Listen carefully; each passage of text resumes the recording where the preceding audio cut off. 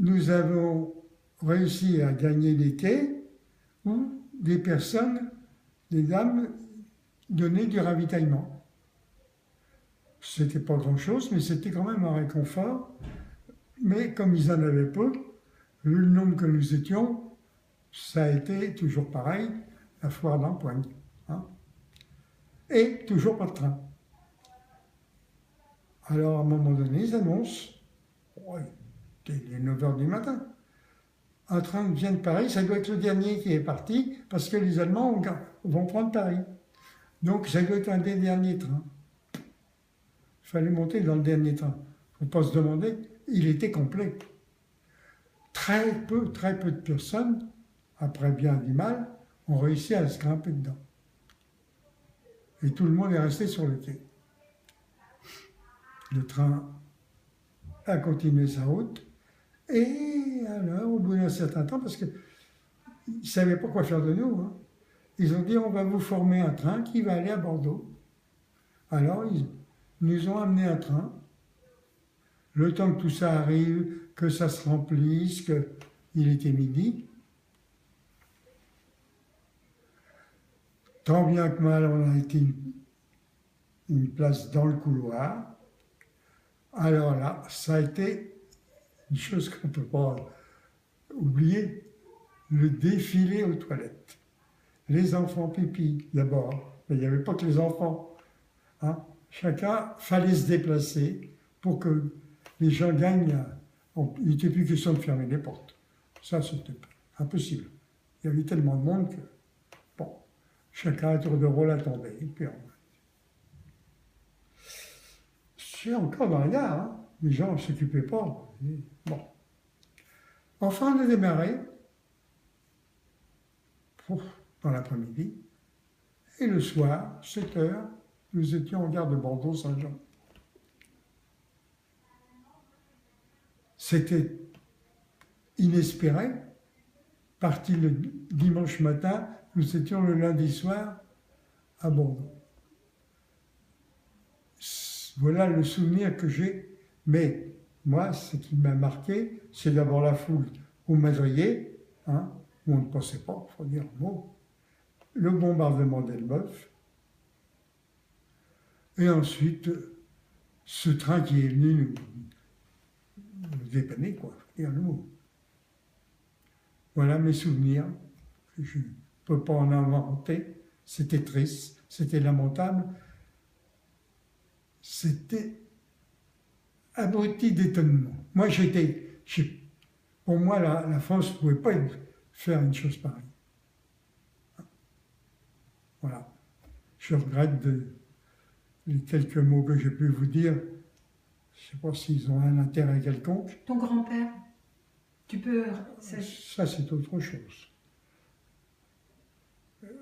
Mais la famille de ma mère était des Lillois, et ils étaient 4 sœurs mariées, et les grands-parents, eux, étaient aussi à Lille, ou plus exactement à LM, et ils avaient dû entre eux convenir d'un point de rendez-vous pour prendre la route aussi, pour évacuer.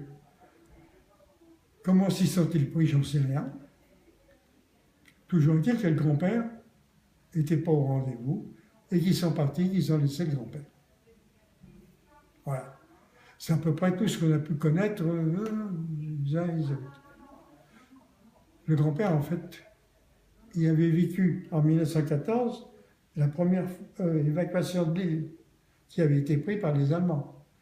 Il était échoué à Paris, comme il était bon ouvrier, il a travaillé dans des usines qui travaillaient pour l'armement, les obus, le matériel de combat.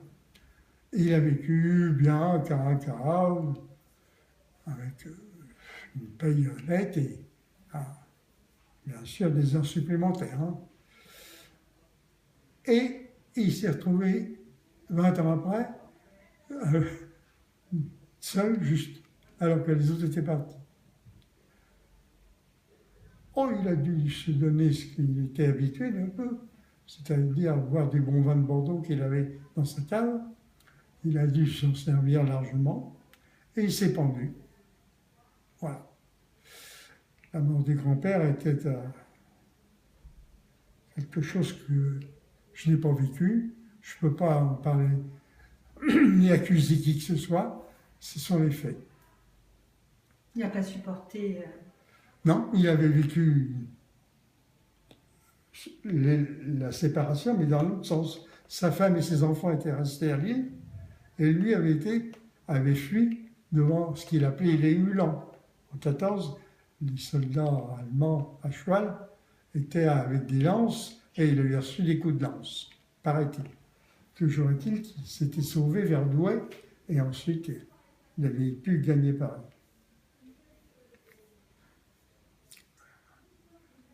Certains c'est à côté de mes tantes et leurs maris et leurs enfants n'ont pas été très loin, parce que les Allemands leur poussaient, certainement.